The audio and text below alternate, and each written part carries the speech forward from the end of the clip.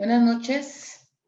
Semana 4 de nuestra materia con la unidad número 4.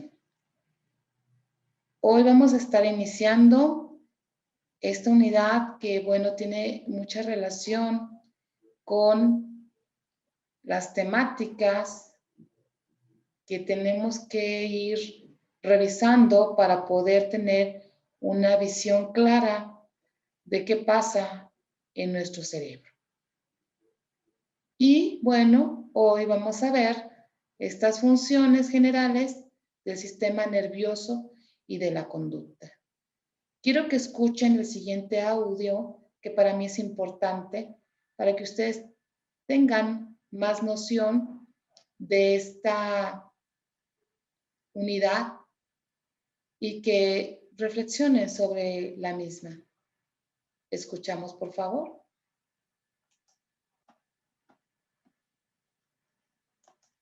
El cerebro, como todo en el organismo animal, está formado por células, pero las del cerebro son excepcionales por su impresionante diversidad, por la complejidad de sus formas, por la intrincadísima red que comunica unas células con otras. Algunas son modestamente estrelladas, otras recuerdan y nos traen a la mente por su forma, a los animales marinos, calamares y medusas, otras tienen bifurcaciones complejas, y otras más, en fin, exhiben increíbles penachos con ramificaciones que se extienden en áreas muchas veces mayores que el cuerpo de la célula. Las células del cerebro se llaman neuronas. La estructura y comunicación entre las neuronas, en los albores del siglo XIX fueron magistralmente descritas por el sabio español, Santiago Ramón y Cajal, padre de las neurociencias, quien encontró en el minucioso escudriñar de las laminillas bajo el microscopio una característica fundamental de la comunicación entre las células nerviosas: casi nunca se tocan, están separadas por ínfimos espacios, cuyo significado y enorme importancia vendría a conocerse mucho tiempo después. A pesar de las diferencias en la forma de las neuronas, su estructura en los sitios en los que se comunican unas con otras es, en general, parecida. La parte de la neurona que habla con otra neurona tiene siempre una estructura típica, y la región de la neurona que recibe ese contacto también tiene una forma característica. A esta zona de interacción de las neuronas se le conoce como sinapsis, del griego junto y agarrar igual a unión enlace, cuyo término fue asignado por el destacado médico inglés Charles Sherrington en la década de los años 50. A pesar de los avances y de las noticias sorprendentes que cada día se suceden en los medios de comunicación, el cerebro es todavía en gran medida un misterio por develar. Pero si la explicación de nuestros comportamientos es de por sí un desafío apasionante, tal vez el mayor reto que tienen ante sí los neurocientíficos radica en indagar cómo ese material inacible surge de transacciones químicas que se registran sin cesar, de día y de noche, mientras estamos activos y cuando parece que no lo estamos, en el interior de ese bosque infinitesimal compuesto por los ladrillos del sistema nervioso, las neuronas. ¿En qué idioma se comunican las neuronas? ¿Cómo se almacena un recuerdo en la intimidad de esas células prodigiosas, y cómo volvemos a recuperarlo? En suma, ¿cómo funciona ese complejísimo engranaje que supera a las máquinas más ambiciosas diseñadas por los seres humanos? Las respuestas a estas preguntas y muchas otras capturan la imaginación no solo de los investigadores sino de cualquier persona inquieta y curiosa. La década de los años 90 fue declarada la década del cerebro. Los Institutos Nacionales de Salud de los Estados Unidos comenzaron a liderar un proyecto que inició con el registro de todas las conexiones de este órgano que nos desconcierta y que, como la hidra mitológica, con cada secreto que devela nos presenta otro desafío. La Unión Europea lanzó el Human Brain Project, en tanto que durante la administración del presidente Barack Obama en los Estados Unidos se dio comienzo a la Brain Initiative, dos monumentales programas que comenzaron con el esfuerzo para explorar las profundidades del órgano más complejo del cuerpo humano. Desde esa ingeniería microscópica la neurona se constituye como la base fundamental del sistema nervioso. Es menester destacar la intervención histórica de personajes importantes en la ciencia como Camillo Golgi, que trabajando en una cocina italiana en 1872 depositó accidentalmente un trozo de cerebro en una placa que contenía nitrato de plata y allí lo dejó durante varias semanas. Al menos esa es la historia que ha rondado por los círculos de las élites científicas, No obstante que el propio Golgi se adjudicó el proceso como una investigación respecto del entonces llamado sistema reticular, al volver, pudo ver por primera vez los componentes esenciales del tejido cerebral. También Luigi Galvani, el primero en demostrar que los nervios pueden generar y conducir electricidad, hasta el gran anatomista e histólogo español Santiago Felipe Ramón y Cajal, un sabio que compartió con Golgi el premio Nobel en 1906, inmerecido para este último según opiniones de diversos expertos, ya que las aportaciones de Golgi se especulan fueron resultado de un accidente y no así de una investigación. Sin embargo, sus aportaciones permitieron a Cajal iniciar con métodos propios que darían nacimiento a nuevos descubrimientos, describiendo con gran detalle la autonomía de las células nerviosas, permitiendo el surgimiento de la teoría que al día de hoy es vigente.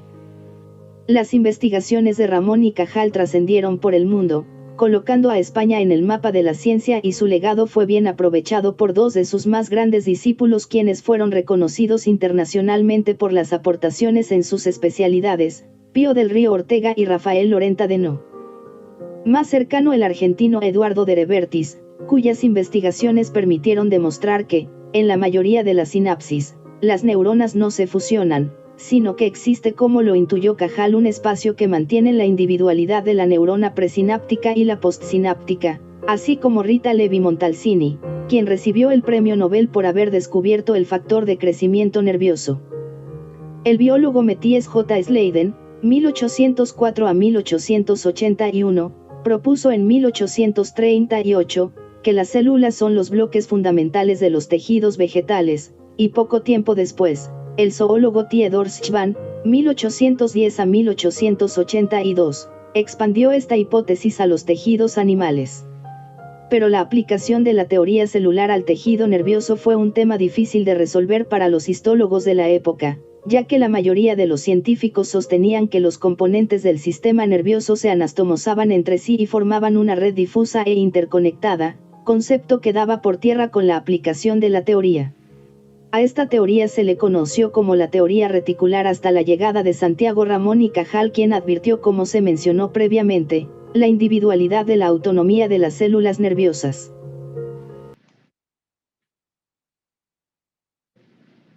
Muy bien.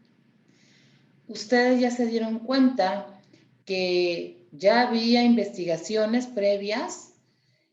Se dieron cuenta también que algunos hallazgos se han dado por accidente, pero también que en esta actualidad se siguen encontrando algunas funciones más del cerebro.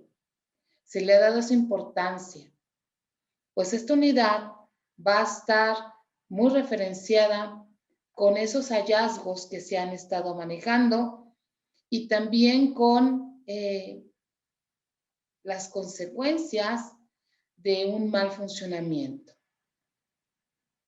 Ok, bueno. Recuerden, estaban hablando en el audio de la neurona y entonces en el audio se enfocaban a decir que es una unidad estructural del sistema nervioso. Ok, no se les olvide, como les estoy poniendo aquí, que una de las funciones principales de este sistema nervioso consiste en procesar rápidamente las señales que se reciben de la interacción con el medio ambiente. Este proceso se realiza a través de las neuronas, que son células excitables especializadas en la recepción de estímulos y conducción del impulso nervioso. Hay que recordar que estos estímulos, ¿de dónde los vamos a estar recibiendo? Bueno, de esa interacción con el medio, ¿sí? Ok.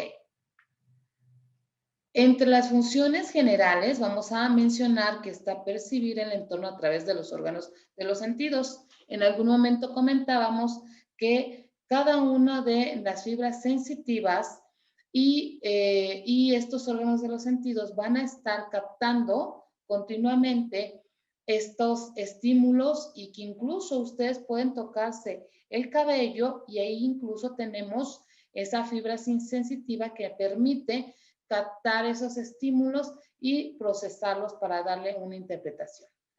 Ok, otra de las funciones de este sistema nervioso y obviamente comandado por la neurona es percibir y actuar cuando existe una amenaza. Va a activar algunas respuestas involuntarias para ayudarnos a enfrentar el peligro, ¿sí?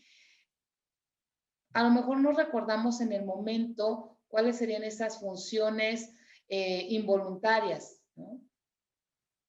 Algunas situaciones, por ejemplo, de repente en el ojo, cuando nosotros parpadeamos es algo involuntario. ¿Para qué parpadeamos? Bueno, para que no se introduzca algún animal o algún agente que pudiera dañar nuestro ojo. Así como este ejemplo, hay diferentes situaciones de amenazas alrededor de nuestra, ahora sí, relación con el mundo. Otra función de la neurona es procesar y computarizar las señales para generar respuestas. O sea, él va siendo como una computadora que va a estar identificando qué pasa alrededor de nosotros y obviamente sí se requiere una respuesta para poder hacer frente a esa situación. Bien, qué hermoso está nuestro logo, ¿verdad? Se los presento, creo que ustedes ya lo están trabajando y bueno, me encantan sus colores. Sigamos con la materia. Hay clasificación de las células, ¿sí? Las vamos a clasificar en nerviosas y gliales. Las nerviosas se les llama comúnmente neuronas.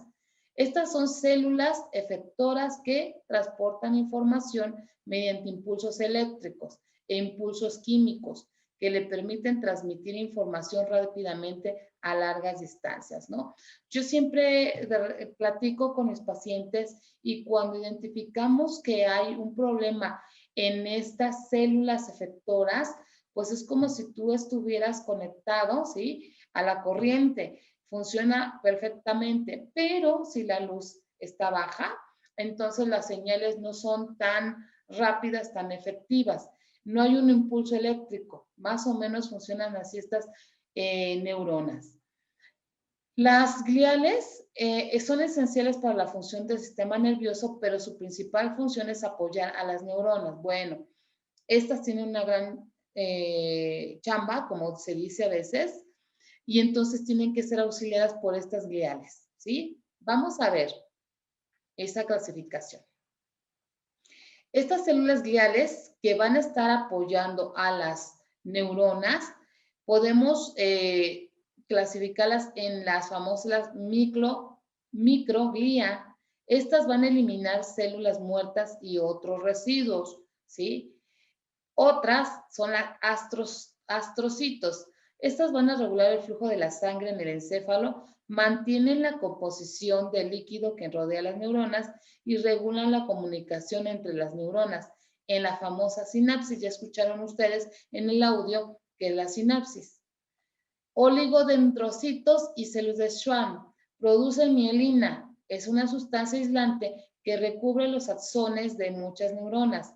Esta sustancia aumenta la velocidad con la que un potencial de acción viaja por el axón, ¿no? Pudiéramos decir es un poco de lubricante a esta neurona.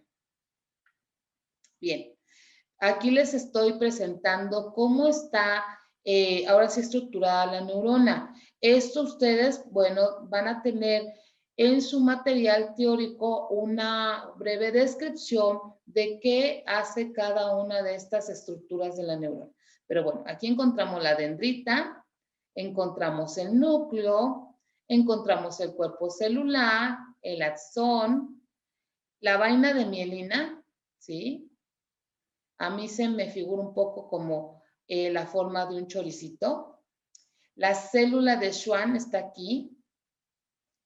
El nodo de Ranvier es la que está uniendo justamente en esta parte y el axón terminal. Pasemos a la siguiente diapositiva. Ok, bueno. Hay la clasificación de las células del sistema nervioso. Vamos a nombrarlas para efectos de que ustedes sepan que se dividen por su función, por la transmisión del impulso, por su dirección, por su efecto sobre las otras neuronas, por su patrón de descarga, por su polaridad. Y bueno, vamos a empezar por algunas clasificaciones por su polaridad. unipolares, bipolares, multipolares. Por su patrón de descarga, iónicas, fásicas y disparos rápidos. Aquí en esta clasificación, fíjense bien, cuando hablamos que son por su patrón de descarga iónicas o dispersas, se refiere a que estas están activas de manera constante. Las fásicas o de desarrollo son las que se activan en ráfagas, así. Y disparos rápidos son las que se disparan de forma muy frecuente, como si fueran cohetes, uno tras otro. Ok, por su efecto sobre otras neuronas modulares, excitables, perdón, inhibitorias, etcétera, etcétera. Por su dirección eferente, aferente. Por su transmisión de impulso, presinápticas, postsinápticas. Estas clasificaciones nos van a permitir estar, de cierta manera, identificando funciones más específicas. Ok. Cuando hablamos de la clasificación por su función, aquí encontramos las motoras o motoneuronas, las sensoriales, las neurosecretoras y las interneuronas. Estas de las motoras o motoneuronas, bueno, quiero mencionar los que son las que emiten señales desde nuestro cerebro hasta la médula espinal, hasta los músculos, y prácticamente van a controlar el movimiento. Aquí es cuando nosotros podemos encontrar algunas disfunciones motoras, porque no está realizándose la función correcta de la neurona. Las sensoriales van a recibir la información proveniente de nuestros órganos de los sentidos, lo que es nuestra piel, nuestros ojos, nuestros oídos, nuestra nariz, ¿no? Simplemente cuando hay un pellizquito, hay una información y esa información va a estar interpretada. Obviamente todo el trabajo de esa interpretación se va a dar en nuestra neurona. Bien. Esa es una clasificación muy amplia, pero bueno, nos da una referencia de que las neuronas, cada una se están siendo clasificadas de acuerdo, decíamos hace rato, de funciones específicas. Vamos con la siguiente diapositiva. Voy a poner un poco más pequeña la misma. Y nos vamos a esta presentación en donde las neuronas se dan constantemente en ellas los famosos impulsos nerviosos, ¿ok? Y entonces, en ese impulso nervioso va a haber un umbral, va a haber un potencial de descanso, un potencial de acción, los aniones, va a haber el funcionamiento de las puertas, de los canales iónicos y de los iones. Ok, vamos a retomar la parte de a lo mejor los aniones, ¿no? ¿Qué pasa con los aniones? Aquí generan carga negativa dentro de las neuronas y estas son demasiado grandes para pasar a través de un canal. Los iones son partículas cargadas positivamente, por ejemplo, el ion de sodio. Entonces aquí, iones y aniones son la contraparte. En el impulso nervioso hablábamos de las famosas puertas. Estas son las que se abren o cierran de acuerdo al equilibrio positivo o negativo y hay puertas de sodio y de potasio. Bien, no quisiera tanto ahondar en esta parte ya que ustedes cuando se les complemente su material teórico pueden darse una idea general de qué pasa en este impulso nervioso. Bien. Ustedes escucharon también en el audio sobre la importancia de la sinapsis. Sin embargo, también hay que mencionar que hay dos tipos. La eléctrica, la cual la información se transfiere entre las células por medio de transporte de iones y a través de canales directos. En la química, la transferencia de información se realiza mediante la secreción de vesículas. Estas almacenan neurotransmisores y hay una excitación de las vesículas. Hay una unión del neurotransmisor a su receptor específico. Bueno, los neurotransmisores. Vamos a encontrar N cantidad de neurotransmisores como la serotonina, la dopamina, la endorfina, adrenalina, noradrenalina y el glutamato. Tenemos neurotransmisores que van a estar generando placer, van a estar incidiendo mucho también en nuestras emociones. Va a haber neurotransmisores que van a aventarnos para vivir experiencias, ¿no? De repente hay personas que nos da un poco de miedo el subir a lo mejor a juegos mecánicos, sobre todo de altura, o que puedan propiciar algún miedo.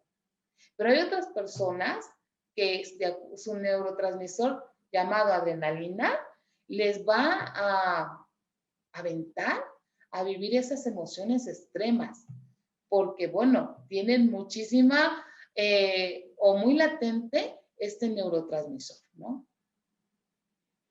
¿Qué pasa también con las personas que de repente, y voy a ponerles algo a lo mejor, pues, muy cotidiano, sobre todo en las cuestiones de infidelidad? Se ha encontrado en algunos estudios que va muy relacionado esta infidelidad con el neurotransmisor de la adrenalina. A las personas les genera ese entusiasmo, esa adrenalina corre por sus venas, ellos dicen, porque el solo hecho de ser cachados, como ellos lo mencionan, les genera emoción, ¿no? Y aquí está presente ese neurotransmisor. Entonces, cada uno de estos neurotransmisores va a tener algo importante relacionado con emociones, con formas de actuar, con algunos tipos de trastornos, etcétera, etcétera, que van a incidir en ese comportamiento del ser humano. Bueno, cuando hay alteraciones sinápticas, o sea que no hay comunicación entre neurona y neurona, va obviamente a impactar en la conducta. Algunas alteraciones que podemos encontrar es en el funcionamiento sensitivo, el motor, cognitivo o emocional. ¿Sí? Podemos también tener la famosa epilepsia, un retraso mental o dificultades intelectuales, trastornos neuropsiquiátricos como el famoso TDAH y los del espectro autista, varios trastornos motores como el Parkinson en infantiles o parapecia espástica, el famoso Alzheimer, trastornos del sueño y dolores de cabeza. Entonces, de repente aquellos dolores tan intensos, repetitivos, pues puede estar relacionado con esta alteración sináptica. Incluso algunos casos refieren también que los trastornos del sueño van relacionados con esta baja conexión entre una neurona y otro. Bueno, esto va a ser lo importante que vamos a estar validando al final de la unidad, ¿no? A través de un caso práctico en el cual ustedes identifiquen cuáles son estas alteraciones, para que puedan tener como consecuencia algunas de estas situaciones a nivel conductual. Suena interesante, ¿verdad? Todo lo que estamos viendo. ¿Cómo es que una célula puede generar alteraciones? Puede incluso estar relacionada la célula con algunas dificultades. Y también suena interesante todo lo que pasa dentro de estas células. Bueno, creo que el día de hoy dejamos hasta aquí esta parte introductoria porque, bueno, van a encontrar mayor información en el material anexado. Muchísimas gracias, un abrazo como siempre. Empezamos la semana con entusiasmo, casi en la recta final de nuestra materia. Buenas noches.